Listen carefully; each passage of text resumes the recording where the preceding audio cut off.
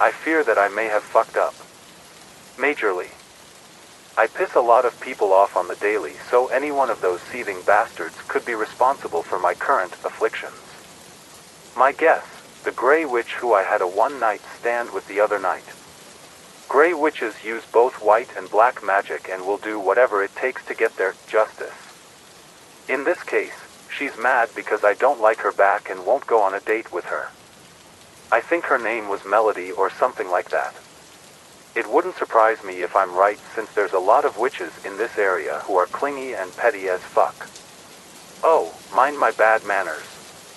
My name is Henry, I'm 27 years old, and I currently have toenails instead of fingernails on my hands. That's not all, folks, but the toenails were just the beginning. Let me explain. I am a writer and have been my whole life. By the time I was 5, my mom had a huge stack of those badly drawn storybooks kids would draw on loose pieces of printer paper in a random drawer in her desk. I lost interest for a few years and started to write again after my passion for writing reignited after I first turned 17. I mainly write in the horror genre. Mostly short little one-time scares, but I've written longer series and have a couple of small universes with eclectic horror all throughout them. There isn't really an explanation for why I just write horror, it's just what comes naturally for me.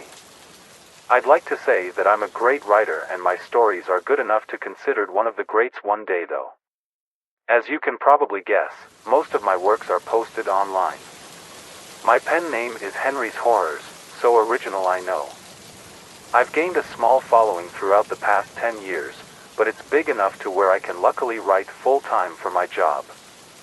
So flashback to 2 nights ago. I'd been suffering from writer's block for a week or two, so I decided I needed to get out and find some inspiration for my next work. Seeing as I write the weird and macabre for a living, I headed to the occult-themed bar in my town where all the freaks hang out to find some fellow weirdos and juice ideas from them. If there's anywhere to find inspiration for a good horror story, it was there.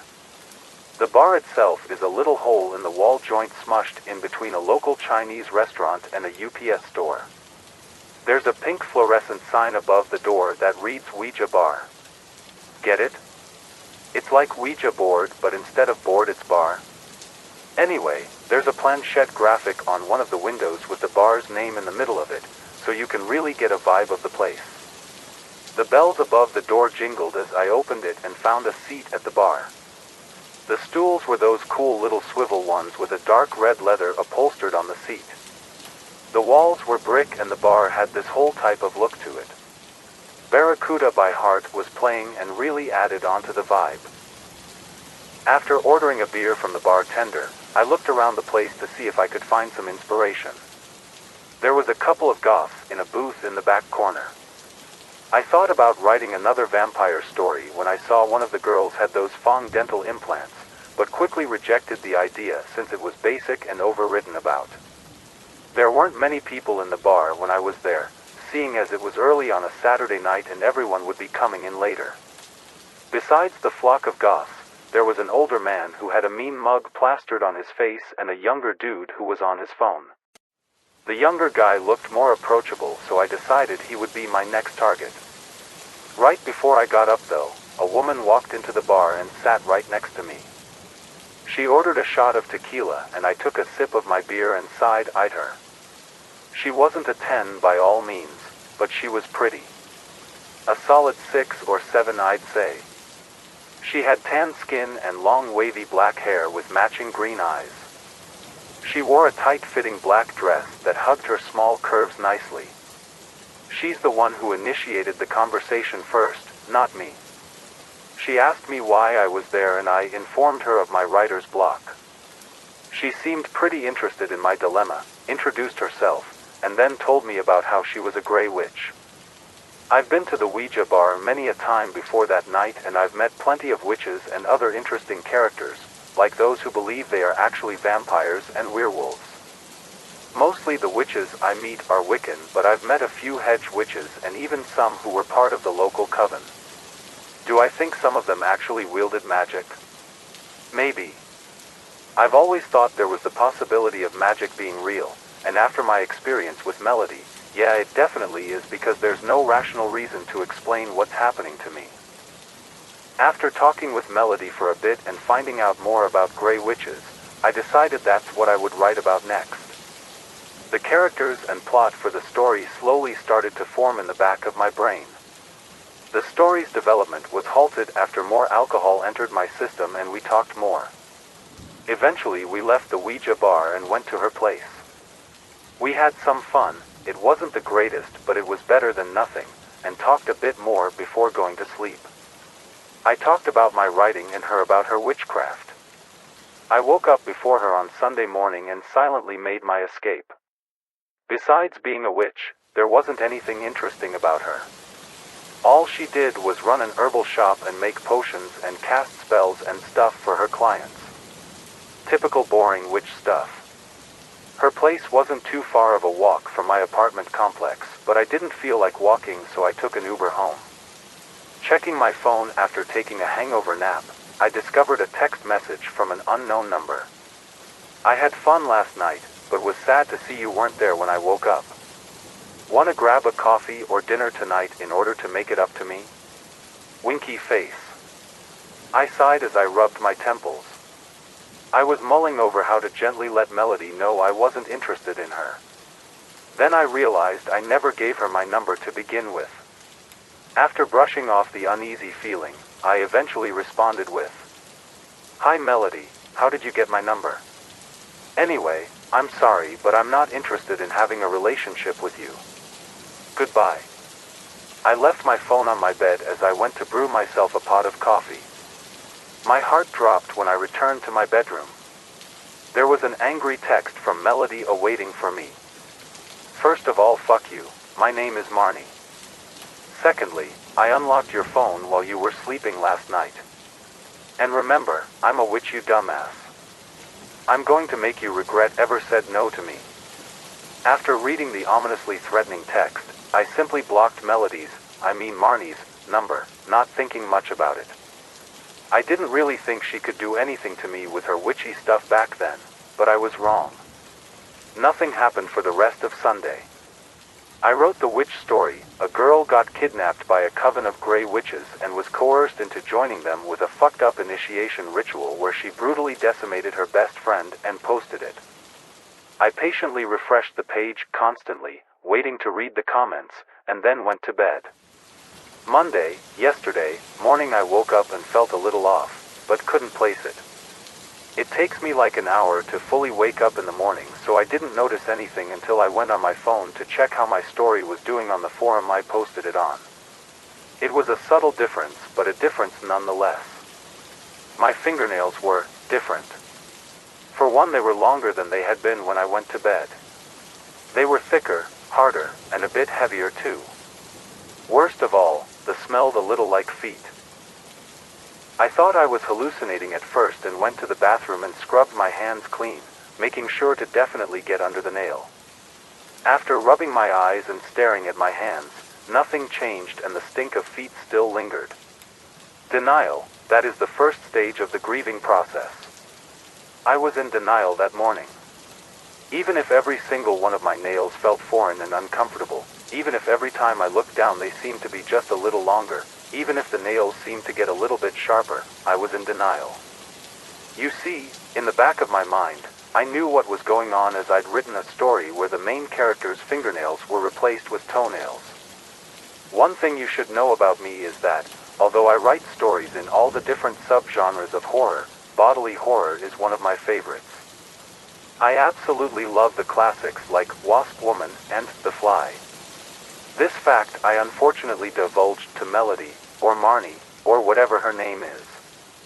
I told her about some of the different body horror stories I've written and even told her the name of my website and subreddit where I post all the stories I've written.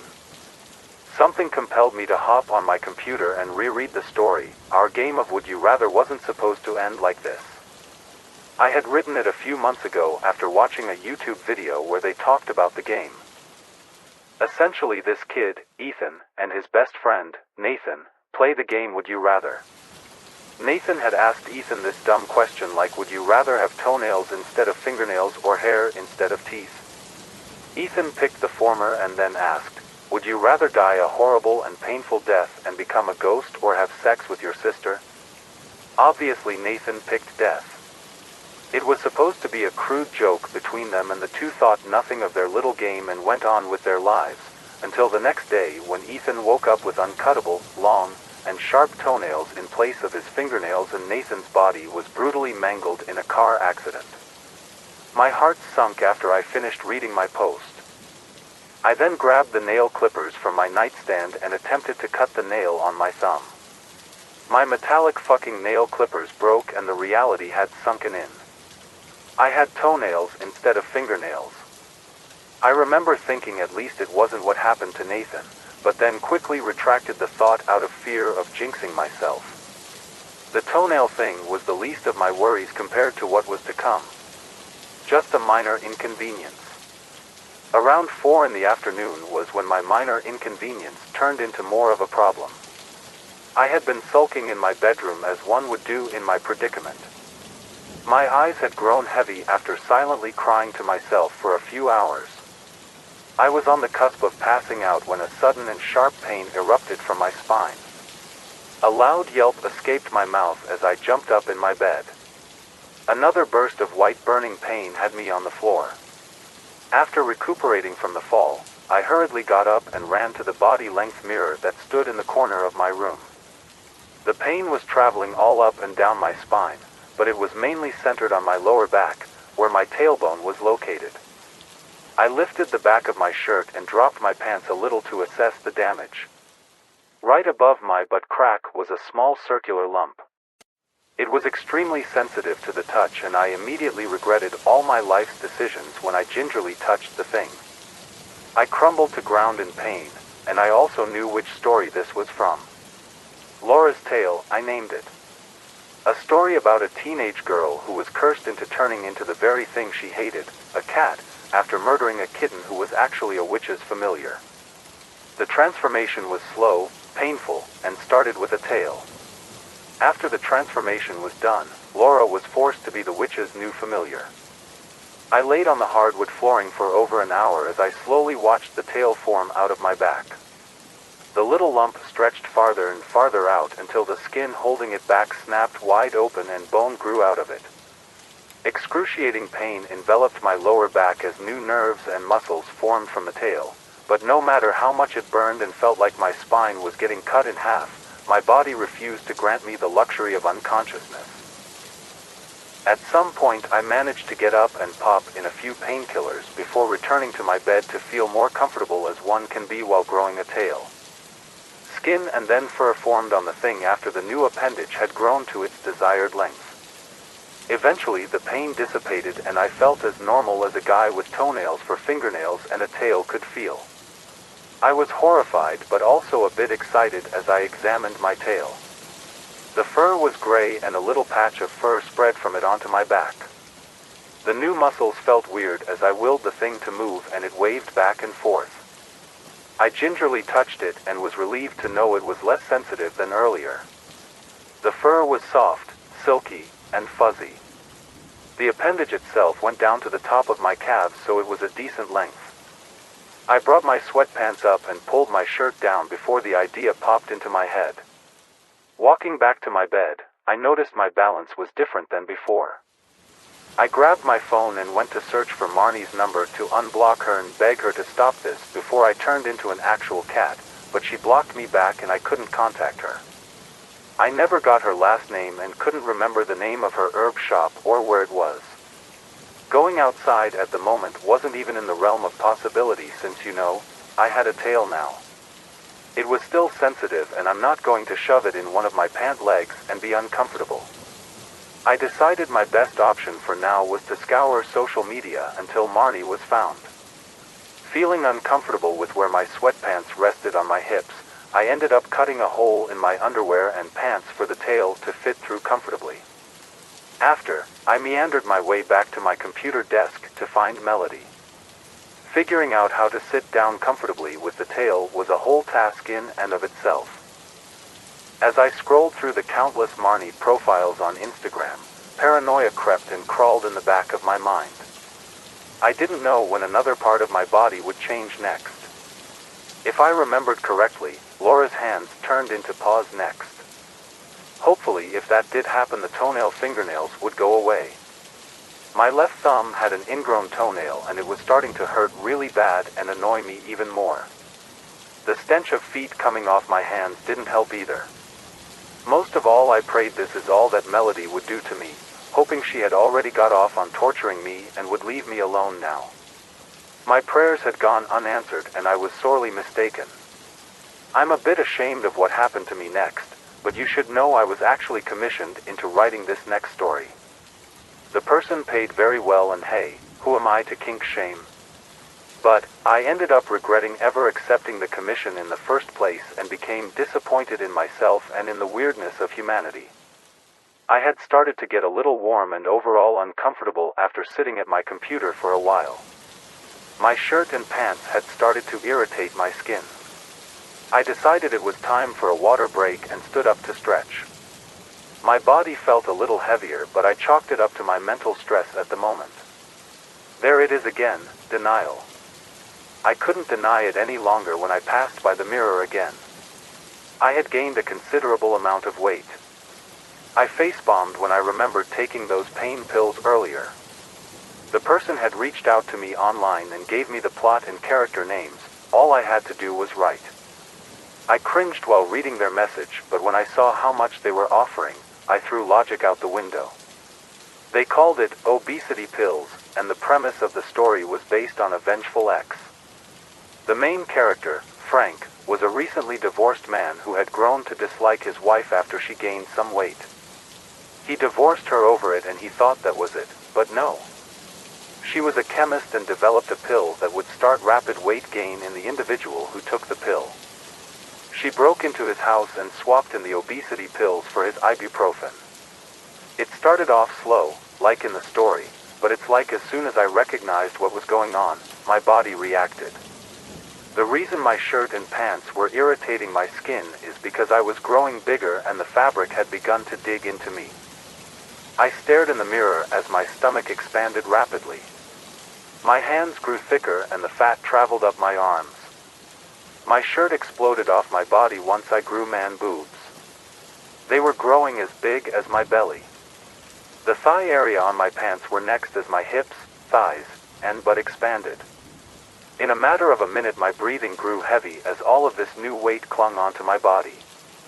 I hated the large, naked, fat blob that looked back at me in the mirror. Coupled with the tail, I looked like one of those furry chads that spend all their time grooming kids on Discord. With the feet smell emanating off my hands, I probably smelled like one too. The worst part was that I kept getting bigger and bigger. It wasn't stopping. My skin stretched to its limits as the fat multiplied throughout my body. I could feel it weighing down on my cheeks as it spread to my face. It felt like I was going to implode any minute. My stomach and chest area grew the most and the apartment building shook in its foundation as my body lost balance and I tumbled to the ground. The floorboards creaked and moaned under my increasing weight and I feared it wouldn't be long until it gave way and I crushed the people living under me. The last thing I saw before passing out from lack of oxygen intake was my ever-expanding body. I was surprised when I woke up this morning. Relived is an understatement. I was back to my old weight before I ballooned up. However, I was disconcerted when I noticed the tail that still hung from my back and the toenails on my hands. But hey, at least I wasn't morbidly obese anymore. I picked myself up and took a shower. You'd be surprised how heavy a wet tail is, let me tell you that. I didn't care anymore though, since I believed my body was slowly but surely reverting back to normal. I dried myself off, got dressed, brewed some coffee, and made myself a large breakfast. Who knew rapidly expanding would make a guy so hungry? After eating, I checked the comments on my last story post, which was doing fairly well, and responded to people. I then understood why Marnie stopped from killing me last night. It was the tenderness in my chest and the hunger in my stomach that alerted me. Do you remember how I said my interest in writing was sparked again when I turned 17? Well, I had just watched the Predator movies and had recently read a weird no-sleep post about a man getting pregnant, which thus inspired me to write, "Something is growing in my stomach." It's about a man who is lured and kidnapped into an occult ritual where he is then impregnated with a demonic monster baby, then released into the world where he would give birth to it. After devouring my pantry and having a good cry session, I knew I had to write down my experience because the main character didn't make it in the end of that story. The only difference between me and the story is that the demon baby gestated for only a few days. When I started writing this, my boobs had already gotten bigger and I was starting to show already. Now that I'm almost done, the thing has grown and my stomach and hips have widened. I look 9 months pregnant and then some. I can feel I'm about to pop, but I don't know how I'm going to birth it. What I do know is that it's coming soon, and I'm going to be a mother.